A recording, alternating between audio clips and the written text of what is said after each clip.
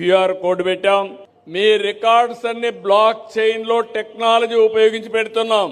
ఇది ఎవ్వడు ట్యాంపర్ చేయలేడు. మనము టైటిలింగ్ యాక్ట్ లో బ్లాక్ చైన్ టెక్నాలజీ అని పెట్టాం sir, which is tamper proof.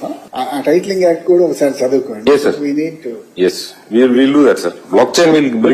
కొంచెం ట్యాంపర్ ఎవరైనా చేయాలని అనుకుంటే కూడా చెయ్యాలని దురుద్దేశంతో ఆలోచన చేసినా కూడా చెయ్యలేని విధంగా నీ సిస్టమ్ ను డెవలప్ చేయాలి. అప్పుడే దీనికి మోర్ మీనింగ్ వస్తుంది. ప్రజలకు బేసిక్లీ ఒక కాన్ఫిడెన్స్ అనేది ఏంటంటే ఇది ట్యాంపర్ చేయలేము అన్న ఇంప్రెషన్ ఇవ్వగలుగుతుంది. అది number 1. Number 2, whatever technology ద్వారా నువ్వు ఏదైతే నువ్వు పెట్టగలిగిందో that should only be stand by. You would have to be make sure that physical documents are also given.